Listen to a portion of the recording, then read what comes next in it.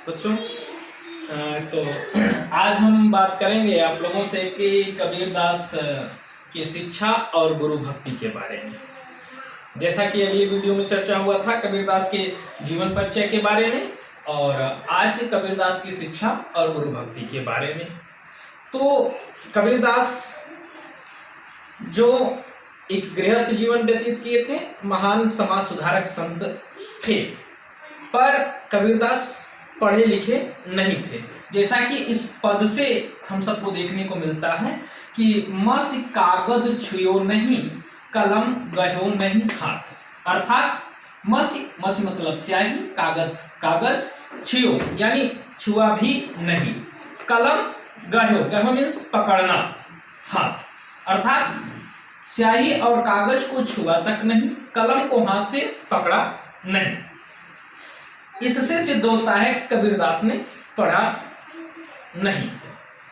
अब बात यह आती है कि जब कबीरदास पढ़े नहीं थे तो कबीरदास की जो एक रचना आती है, रचना जो है वो बीजक है, और इस बीजक के 3 भाग होते हैं, साखी, दूसरा सबद, तीसरा रमेणी।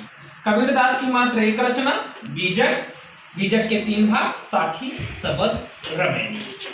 हाँ, साखी में दोहा, सबद में पद और रमैनी में चौपाई लिखी गई है। तो प्रश्न ये बनता है कि कबीरदास पढ़े लिखे नहीं थे, फिर इन्होंने साखी में दोहा, सबद में पद, रमैनी में चौपाई या बीजक नामक ये ग्रंथ इनका कैसे तैयार हुआ। कबीरदास का एक शिष्य था जिसका नाम था धर्मदास। कबीरदास का शिष्य धर्मदास। कबीरदास जहां भी जाते थे, जो भी कुछ बोलते थे, उस पद को इनका शिष्य धर्मदास लिख लेता था। इस तरह से कबीरदास के साथ रहते हुए कबीरदास द्वारा दिए गए व्याख्यानों को अध्ययन करते हुए और यह शिष्य धर्मदास द्वारा लिखित बीजक, जो कि कबीरदास के ग्रंथ के नाम से जाना जाता है, इस प्रकार से कबीरदास का एकमात्र ग्रंथ बीजक, जिसके 3 भाग ये आते हैं। ये थी कबीरदास की शिक्षा। कबीरदास पढ़े लिखे न होने के कारण ये अपनी भाषा में हर प्रकार की भाषा को डाल देते थे, इसलिए इनकी भाषा को डॉक्टर हजारी प्रसाद द्विवेदी ने सधुक्कड़ी भाषा यानी पंचमेल खिचड़ी बतलाया। पंचमेल खिचड़ी का मतलब ऐसा कि उसमें उर्दू, फारसी, हिंदी आदि शब्दों का, आदि भाषाओं का समावेश मिलता था। कबीरदास की जो रचनाएं हैं, उस रचना में आपको उर्दू भी मिलेगा, फारसी भी मिलेगा, हिंदी भी मिलेगा। इसलिए इनकी भाषा की इस अद्भुत कला को देखते हुए डॉक्टर हजारी प्रसाद द्विवेदी ने इनकी भाषा को पंचमेल खिचड़ी बतलाया। जैसा कि जीवन परिचय में आपको बतलाया गया था, कबीरदास का धर्म मानव धर्म, अर्थात कबीरदास का जन्म तो विधवा ब्राह्मणी से हुआ था, पालन पोषण एक इस्लाम धर्म के जुलाहे परिवार ने किया था। तो इन पे हिंदू धर्म और इस्लाम धर्म दोनों की छाप पड़ती है, पर ये दोनों धर्मों से विरक्त होकर के मानव धर्म का संस्थापन किया। न तो ये हिंदू धर्म को माना और न ही ये इस्लाम धर्म को माने। हिंदू धर्म में जितने भी बाह्य आडंबर, व्रत, पूजा या कपड़े का परिवर्तन, इन सब का बाह्य आडंबर का विरोध किया। इसी तरह से इस्लाम धर्म में भी कबीरदास ने नमाज और रोजा, उपवास आदि बाह्य आडंबर जो हमारे समाज में परिलक्षित होते हैं, उन सबका इन महान समाज सुधारक संत कवि कबीरदास ने किया। यहाँ तक कि इस तरह से कबीरदास ने न तो हिंदू धर्म को अपनाया, न इस्लाम धर्म को अपनाया, बल्कि उन्होंने एक अपना धर्म मानव धर्म बनाया और ईश्वर के निराकार भक्ति की आराधना करने को बतलाया। कबीरदास हिंदू और मुसलमान अर्थात हिंदू और इस्लाम दोनों धर्मों को डांटते हुए कबीरदास ने लिखा। हिंदुओं के लिए भी लिखा, पाहन पूजे हरि मिले तो मैं पूजूं पहाड़, ऐसा हिंदू के लिए कहा। इस्लाम धर्म के लिए भी कबीरदास ने कहा, कंकर पत्थर जोड़ी के मस्जिद लई बनाई, ताचड़ मुल्ला बांग दे क्या बहरा हुआ खुदाए। इस प्रकार से कबीरदास ने बाह्य आडंबर का विरोध किया और ईश्वर भक्ति के साथ ही कबीरदास ने सबसे ज्यादा जोर दो दिया वो गुरु भक्ति पर दिया। कबीरदास की गुरु भक्ति ऐसी कि कबीरदास ने ईश्वर से भी श्रेष्ठ गुरु को माना। कबीरदास ने क्या किया, ईश्वर से भी श्रेष्ठ किसको माना, गुरु को माना। जैसा कि एक दोहा बहुत प्रचलित है कबीरदास का, वो यह है कि गुरु गोविंदो उखड़े काक्यों लागे पाए, बलिहारी गुरु आपने गोविंद दियो बताए। अर्थात तो गुरु क्या है, ईश्वर से भी बड़ा है, ये कबीरदास ने कहा।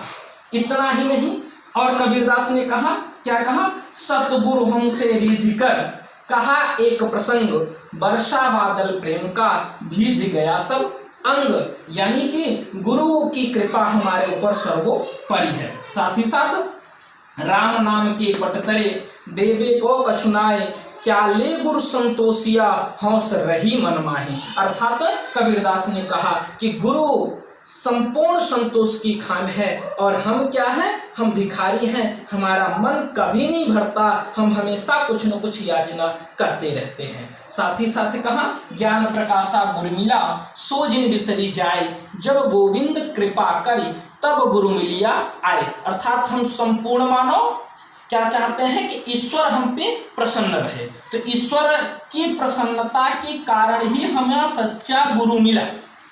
किसकी प्रसन्नता के कारण, ईश्वर की प्रसन्नता के कारण ईश्वर हमसे प्रसन्न हुआ और हमें एक सच्चा गुरु दे दिया।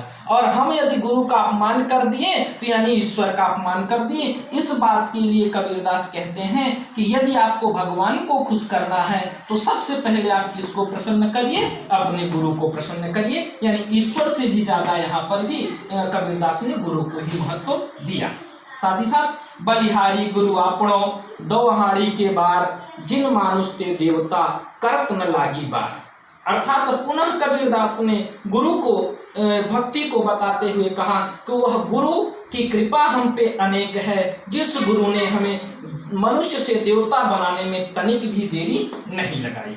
साथ ही साथ आगे कबीरदास ने गुरु भक्ति पर जोर देते हुए क्या बतलाया कि सतगुरु की महिमा अनंत, अनंत किया उपकार, लोचन अनंत उघाड़िया, अनंत दिखावनहार। अर्थात हमारे सत्य के गुरु की हम पे कृपा अनंत, जिसकी कोई गिनती नहीं, अनगिनत गुरु ने हम पे कृपा किया।